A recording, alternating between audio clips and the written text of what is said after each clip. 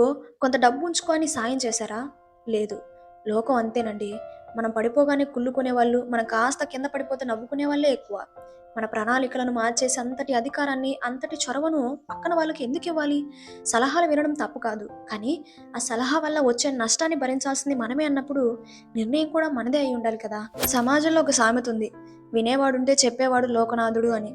ఈ రోజుల్లో మనకు సలహాలు ఇచ్చేవాళ్ళు, మన జీవితంలో వేలు పెట్టేవాళ్ళు ప్రతి వీధిలోనూ, ప్రతి మలుపులోనూ కనిపిస్తారు. కానీ ఎదుటివారి మాటలను బ్లైండ్‌గా నమ్మితే మన జీవితం ఎలాంటి పరిస్థితికి దిగజారుతుందో వివరించడానికి ఈ మధ్య నేను ఒక చిన్న కథ విన్నాను.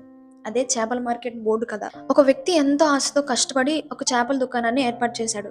వ్యాపారం బాగా సాగాలనే ఉద్దేశంతోటి ప్రజలందరికీ సులభంగా అర్థం కావాలని ఒక పెద్ద బోర్డు తయారు చేయించి దానిపై ఇలా స్పష్టంగా రాయించాడు. ఇచ్చట తాజా చేపలు అమ్మబడును అని.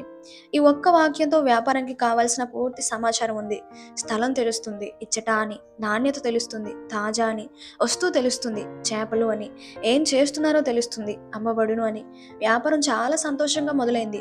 దుకాణం తెరిచిన కాసేపటికి మొదటి వ్యక్తి కస్టమర్గా వచ్చాడు. ఆయన బోర్డు వైపు చూసి నవ్వి దుకాణదారుడితో ఇలా అన్నాడు: ఏమయ్యా, నువ్వు దుకాణం పెట్టింది ఈ చేపల మార్కెట్లోనే కదా, అలాంటప్పుడు ప్రత్యేకంగా ఇచ్చట అని బోర్డు మీద రాయడం ఎందుకు? ఇక్కడే అమ్ముతున్నావని అందరికీ తెలుసు కదా, ఆ పదాన్ని తీసివేయ్యా అని అన్నాడు. దుకాణదారుడు ఆలోచించాడు. అవును కదా, ఆయన చెప్పింది కూడా నిజమే. మార్కెట్లో ఉన్నప్పుడు ఇచ్చట అని రాయడం అనవసరం అనుకున్నాడు. వెంటనే పెయింటర్ని పిలిచి ఆ పదాన్ని చెరిపేశాడు. ఇప్పుడు బోర్డు మీద ఇలా మారింది: తాజా చేపలు అమ్మబడును అని. కొద్దిసేపటికి మరొక వ్యక్తి వచ్చాడు. ఆయన బోర్డును చూసి ముఖం చిట్లించుకొని ఇలా అన్నాడు: ఏంటి తమ్ముడు, తాజా చేపలని బోర్డు పెట్టావు? అంటే నువ్వు ఎప్పుడైనా కుళ్ళిపోయినా నిల్వ ఉన్న చేపలను కూడా అమ్ముతున్నావా ఏంటి? నువ్వు మంచి చేపలే అమ్ముతున్నావని మాకు తెలుసు. ఈ తాజా అనే పదం నీ దుకాణంపై అనుమానం వచ్చేలా చేస్తుంది. దాన్ని తీసేవయ్యా అని అన్నాడు. దుకాణదారుడు మళ్ళీ లోకువైపోయాడు. నిజమే, తాజా అని పెడితే మిగతా రోజుల్లో పాతవి అమ్ముతున్నానని అనుకుంటున్నారేమో అని భయపడి ఆ తాజా అనే పదాన్ని కూడా తీసివేశాడు. ఇప్పుడు బోర్డు ఇలా మారింది: చేపలమ్మబడును అని. వ్యాపారం సాగుతుంది. ఇంతలో మూడో వ్యక్తి ప్రవేశించాడు. ఆయన బోర్డు వైపు చూసి ఇలా విమర్శించాడు: అసలు నీకు బుద్ధుందా? ఇది చేపల మార్కెట్. చుట్టూ వందల దుకాణాలు ఉన్నాయి. నువ్వు కళ్ళ ముందు చేపలు పెట్టుకొని కూర్చున్నావు. ఆ వాసన చూసైనా ఎవ్వరైనా ఇది చేపల దుకాణం అని కనిపెట్టేస్తారు. మళ్ళీ ప్రత్యేకంగా చేపలని బోర్డు మీద రాయడం ఎందుకు? దాన్ని కూడా తీసేయ్యా అని అన్నాడు. దుకాణదారుడు గందరగోళంలో పడ్డాడు. అందరూ తన మంచికే చెప్తున్నారేమో అనుకొని ఆ చేపలనే పదాన్ని కూడా బోర్డు మీద నుంచి తొలగించాడు. ఇప్పుడు బోర్డు ఇలా మారింది: అమ్మబడును అని. ఇక బోర్డు మీద ఒకే ఒక్క పదం మిగిలింది. అప్పుడు ఆఖరి విమర్శకుడు వచ్చాడు. ఆయన వచ్చి నవ్వుతూ ఇలా అన్నాడు: భలేవాడివయ్యా నువ్వు. దుకాణం తెరిచి ఇంతమంది మనుషులను పెట్టుకొని కూర్చుంది ఎందుకు? దానం చేయడానికా? కాదు కదా, అమ్మడానికే కదా. నువ్వు వ్యాపారం చేస్తున్నావని అందరికీ తెలుసు. ఇక బోర్డు మీద అమ్మబడునుంటే ఏంటి, లేకపోతే ఏంటి, అది కూడా తీసేవయ్యా అని అన్నాడు. దుకాణదారుడు పూర్తిగా ఆత్మవిశ్వాసం కోల్పోయాడు. అవును కదా అనుకుంటూ ఆ బోర్డును పూర్తిగా పీకేసి లోపల పడేశాడు. బోర్డు మొత్తం పోయింది. దుకాణదారుడికి ఎటువంటి గుర్తింపు లేదు. కొత్తగా వచ్చే కస్టమర్లకు అక్కడ ఏం అమ్ముతున్నారో, అసలు అది దుకాణమో కాదో కూడా అర్థం కాలేదు. వ్యాపారం ఘోరంగా దెబ్బతింది. చివరికి ఆ దుకాణదారుడు ఏమీ చేయలేక తన వ్యాపారాన్ని కోల్పోయి దుకాణం ముందు కూర్చొని ఈగలు తోలుకుంటూ మిగిలిపోయాడు. నిన్నటి వరకు లాభాల్లో కలకల్లాడుతున్న వ్యాపారం ఈరోజు నష్టాలు పాలైపోయింది. ఒకసారి ఇక్కడే ఆగి ఆలోచిద్దాం. ఈ కథ వింటుంటే ఆ దుకాణదారుడి స్థానంలో మనమే ఉన్నట్లు అనిపించట్లేదా? ఇది కేవలం ఒక చేపల వ్యాపారి నష్టం కాదు. నేటి సమాజంలో ప్రతి ఒక్కరి ఇళ్లలోనూ, ప్రతి ఒక్కరి మనసులోనూ జరుగుతున్న అసలు సత్యం. మనం ఆత్మీయంగా చర్చించుకోవాల్సిన 3 ముఖ్యమైన విషయాలు ఇక్కడే ఉన్నాయి. ఆ వ్యాపారి మొదట పెట్టిన బోర్డులాగే మనందరి జీవితం మీద కూడా ఒక స్పష్టమైన అవగాహన ఉంది. నేను ఇలా బ్రతకాలి, నా కుటుంబాన్ని ఇలా చూసుకోవాలి, నా భక్తి జీవితాన్ని ఇలా కాపాడుకోవాలని ఒక అందమైన ఆశయంతో మన ప్రయాణాన్ని మొదలు పెడతాం.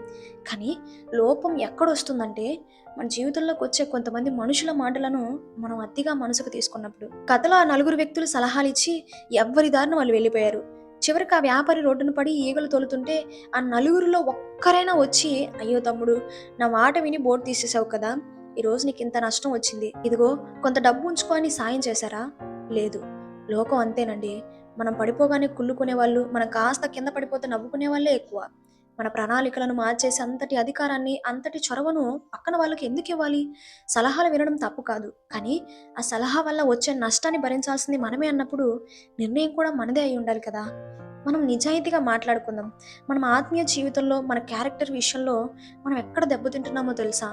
సరిగ్గా ఇక్కడే. మనం పొద్దున్నే లేచి ప్రార్థన చేసుకుంటుంటే, పద్ధతిగా బ్రతుకుతుంటే చూసే లోకానికి అసలు నచ్చదండి. పక్కన కూర్చొని చాలా ప్రేమగా నటిస్తూ చెడగొట్టే వాళ్ళే తయారైపోయారు. ఏంట్రా పొద్దున్నే లేస్తే చాలు దేవుడు, ప్రార్థన, బైబిల్ అంటావు. వయసుంది కదా! కాస్త లైఫ్ ఎంజాయ్ చేయొచ్చు కదా అంటారు. మనమేమనుకుంటాం, అవును కదా! వాడు నా ఫ్రెండ్ కదా! నా మంచికే చెప్తున్నాడని దేవునికిచ్చే సమయాన్ని కాస్త తగ్గిస్తాం. అంటే మన బోర్డు మీద ఉండే తాజా లాంటి పరిశుద్ధతను చెరిపేస్తున్నాం. సరిగ్గా గమనించండి. దేవుడు మనల్ని ఒక ప్రత్యేకమైన ఉద్దేశంతో సృష్టించాడు. మనకంటూ ఒక విలువను, ఒక ఆత్మీయమైన సువాసననిచ్చాడు. కానీ మనమేం చేస్తున్నాం? ఎదుటివాడి కళ్ళల్లో మంచివాడిగా కనిపించడానికి, వాడు మనల్ని గ్రూప్‌లోంచి తీసివేయకూడదని, లోకం మనల్ని వెలివేయకూడదని, మనకు దేవుడిచ్చిన ఆత్మీయతను ఒక్కొక్కటిగా గీకి పారేస్తున్నాం. చివరికి ఏమవుతుందో తెలుసా? మనలో భక్తి ఉండదు, నీతి ఉండదు, దేవుని భయం అస్సలే ఉండదు. మన హృదయం ఆ ఖాళీ బోర్డులా మారిపోతుంది. ఏ రోజైతే మనం ఆత్మీయతను లోకం కోసం పూర్తిగా వదిలేస్తామో, ఆ రోజు సాతాను మనల్ని చూసి నవ్వుతాడు. లోకం మనల్ని వాడుకొని వదిలేస్తుందండి. అప్పుడు ఆ దుకాణదారుడిలాగే బ్రతుకు బస్టాండ్ అయిపోయి నిరాశ, నిస్పృహతో ఏడుస్తూ కూర్చోవాల్సొస్తుంది. ఎందుకంటే మనల్ని నడిపించాల్సిన దేవుని వాక్యాన్ని వదిలేసి మనుషుల మాటల వెనుక పరిగెత్తాం కాబట్టి. ఈ కథ ద్వారా నేను చెప్పాలనుకుంటుంది ఒక్కటే. లోకం మాటలు నమ్మి మీ ఆత్మీయ ప్రయాణాన్ని, మీ జీవిత గమ్యాన్ని మార్చుకోకండి. మనల్ని సృష్టించిన దేవునికి మన గురించి ఒక గొప్ప ప్లాన్ ఉంది. లోకానికి లేదు. మీ జీవితం అనే బోర్డ్ మీద ఎలాంటి విలువలుండాలి, మీరెలా బ్రతకాలనేది దేవుని వాక్యం నిర్ణయించాలి కానీ, మీ పక్కన కూర్చొని సలహాలిచ్చే మనుషులు కాదు. ఆ పెయింట్ బ్రష్ మీ చేతిలోనే ఉంచుకోండి. ఎదుటివాడి చేతికిస్తే వాడు మీ జీవితాన్ని చిందరవందరగా చేసి పడేస్తాడు. అందరి మాటలను వినండి. కానీ దేవుని వాక్యం అనే అద్దం ముందు పెట్టి ఏది సరైనదో దాన్నే మీ హృదయంలో ఉంచుకోండి. అప్పుడే మన జీవితం తెగిపోయిన గాలిపటంలా కాకుండా దేవుని దీవెనలతో 10 మందికి వెలుగునిచ్చే ఆదర్శవంతంగా తోటలా మారుతుంది.